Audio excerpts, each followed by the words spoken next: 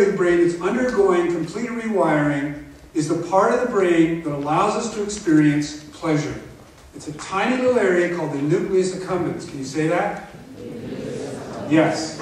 And the nucleus accumbens produces that reward chemical called dopamine. And when dopamine is flowing in your brain, you're going to feel good. Every time you eat a good meal, every time you move your body, exercise, every time you touch or get touched, every time you listen to music, and anything else that feels good, you release dopamine in your brain. You get rewarded, and then you're going to do it again because it feels good. You want to keep it high. And the way you keep dopamine high is you exercise, you have goals. Very important to keep your dopamine levels up. You make sure that your diet is good, and you get plenty of rest, especially as a teenager, with all the changes your brain and body is going through. You don't want to deprive yourself of downtime and sleep. Now, if you're going to make the mistake that, not the majority, because the majority of kids do not get drunk. We know that as an absolute fact. But if you're going to make the mistake of starting to party, your dopamine levels are going to drop. And you're going to injure the area of your brain that produces it. This is what happens when you start to use drugs. This is what we used to show the kids in drug treatment center. Because many of them didn't understand why when they first started to get high, it felt so good. In stage 1, they could go up, feel good, come back to normal. Wow, this is great. All I've got to do is have a few drinks, smoke some pot, I'll feel great, I'll feel normal. No problem. What happens now is the brain is rewiring itself. It's getting a new blueprint for so-called success. I don't have to work hard at sports. I don't have to work hard at school. I can feel good just by partying.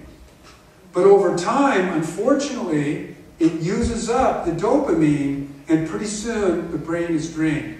I can tell you the kids I worked with in high school and treatment, they started out here just to have a good time. But unfortunately for many of them, they ended up there. And life was pretty miserable. And the amazing thing is how quickly this can happen in the teen brain. 5 times faster than an adult brain. That means a teenager can go from casual use to full-on abuse and even addiction in 6 to 12 months. It's because your brain is so immature. So, once in a while when I was teaching high school with these kids, they'd say, well, wait a minute. Drugs make you more creative, right? So I'd go through the research with them. I'd say, no. Drugs make us think we're more creative. Right? Let me just show you something. This is a spider web, right? That's really creative. That is going to ensure that spider, that act of creativity is going to ensure that that spider is going to earn a living. Look at the same spider on pot. Think that's creative? No. Drugs make us think we're more creative. Don't make that mistake. A lot of people die thinking that drugs make them more creative. All right, so the new news is this. Binge drinking will hurt the teen brain. This has been argued for decades. Now we've got the imaging technologies. 4 or 5 drinks in a row will damage the teen brain. And it damages the area of the brain where you're trying to learn new things. Here are the images. These are images of a normal, healthy teen brain. Top, front, bottom. This is a 17-year-old who's been binge drinking on the weekends. The brain is starting to look a lot different. It's now beginning to dull down, and little holes are appearing. In the end, if this teen keeps it up, that's going to be a heavily damaged brain. Now, if I was holding that brain, you would not see those holes. It wouldn't look like Swiss cheese. These are areas of the brain that are injured to the point where they can't produce enough energy to show up on this imaging. And if they're going to heal, it's going to take time. This is a 16-year-old who's been smoking pot for a couple of years. Look at those frontal lobes. That's not a good sign to see that. Look what happens by age 18. It's even worse. And the reason for that is that pot stores up. If alcohol damages right away, because it dissolves things, pot builds up. in the fattiest organs of the body, the reproductive organs. That's not a good idea. It's also reducing testosterone. That's not a good idea. It's building up inside the very area of the brain that we're trying to get smarter in.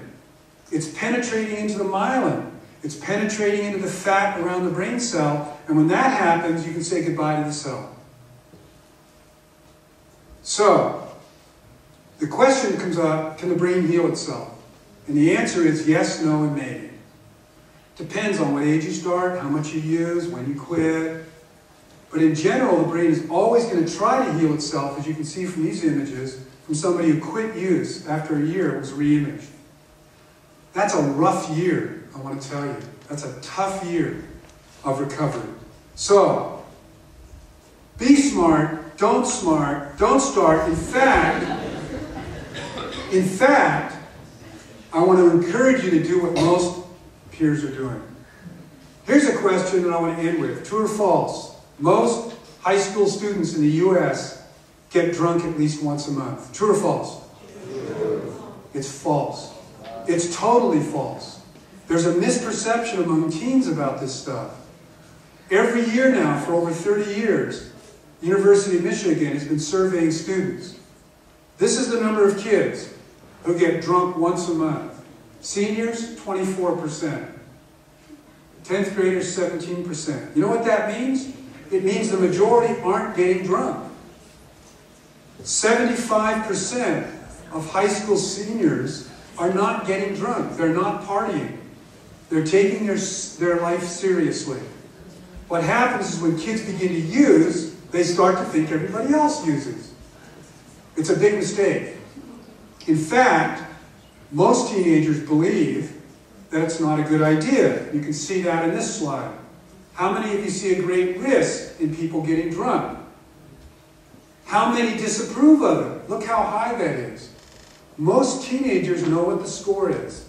They know that chemicals are definitely a bad thing to be putting inside your brain, inside your body.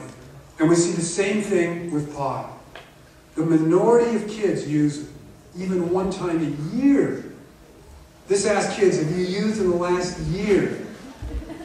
And the vast majority of kids don't use even one time. So, I've taken you a little over. I just want to say,